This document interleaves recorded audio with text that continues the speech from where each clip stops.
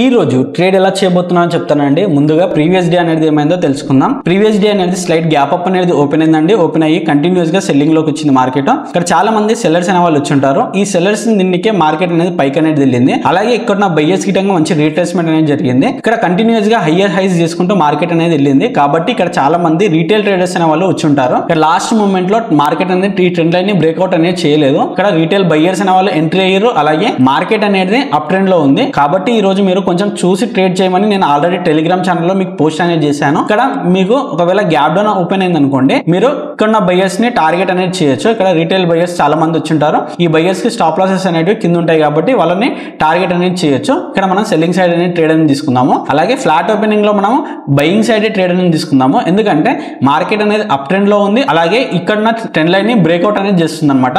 చేయగానే మార్కెట్ అనేది కొంచెం మూవ్మెంట్ అనేది పైకి ఇచ్చే అవకాశం అనేది ఉంటుంది. అలాగే గ్యాప్ అప్ కేసులో మీరు బయింగ్ సైడ్ అనేది ట్రేడ్ అనేది తీసుకోండి. ఎందుకంటే మార్కెట్ అనేది అప్ ట్రెండ్ లో ఉంది. అలాగే ఇక్కడ బై చేసిన రీటైలర్స్ కి మంచి ప్రాఫిట్ అనేది కనిపిస్తుంది కాబట్టి ఇక్కడ మీరు బయింగ్ సైడ్ అనేది ట్రేడ్ అనేది తీసుకోవచ్చు. ఇక్కడ ఈ లెవెల్స్ అనేది చాలా ఇంపార్టెంట్ అయిన లెవెల్స్ అండి. ఈ లెవెల్స్ అనేది నేను ప్రతిరోజు బ్యాంక్ నిఫ్టీలో డ్రా చేసి టెలిగ్రామ్ ఛానల్లో పోస్ట్ అనేది చేస్తూ ఉంటాను. ఇంకా ఎవరైనా జాయిన్ కాకపోతే వెళ్ళి జాయిన్ అనేది అవ్వండి. వెయిట్ చేద్దాం, మార్కెట్ అనేది స్టార్ట్ కాబోతుంది. ఇక్కడ చూడండి, మార్కెట్ అనేది స్టార్ట్ అయిందండి. గ్యాప్ డౌన్ అనేది ఓపెన్ అయింది. ఈ లెవెల్ ని మార్కెట్ అనేది డైరెక్ట్ బ్రేక్అవుట్ అనేది అయింది. ఇక్కడ చాలా మంది బయ్యర్స్ అనే వాళ్ళు వస్తారు. అలాగే ఇక్కడ విధంగా చాలా మంది రీటైల్ బయ్యర్స్ అనే వాళ్ళు ఉన్నారు కాబట్టి మనం ఇక్కడ సెల్లింగ్ సైడ్ అనేది ట్రేడ్ అనేది తీసుకుందాము. వెయిట్ చేసి ఒక మంచి సెటప్ చేసి మనం ఎంట్రీ అనేది ప్లాన్ అనేది చేద్దాము. ఇక్కడ చూడండి, ఓన్లీ బయ్యర్స్ ని ఇన్వైట్ అనేది చేస్తుందండి మార్కెట్. ఇక్కడ ఈ లెవెల్ ని గిటంగా బ్రేక్అవుట్ అనేది చేసింది మార్కెట్. కాబట్టి నేను ఇక్కడ సెల్లింగ్ సైడ్ అనేది ట్రేడ్ అనేది తీసుకుంటున్నాను. ఇక్కడ నా స్టాప్ లాస్ వచ్చేసి 50 పాయింట్స్ అనేది ఉంటుంది. నా టార్గెట్ వచ్చేసి 140 పాయింట్స్ అనేది ఉంటుంది. వెయిట్ చేద్దాం, మన టార్గెట్ అనేది హిట్ అవుతుందో లేదో చూద్దాము. ఇక్కడ చూడండి, ఆల్మోస్ట్ నా టార్గెట్ అనేది హిట్ అయిందండి. ఇక్కడ ఏం లేదండి, ఇక్కడ మార్కెట్ అనేది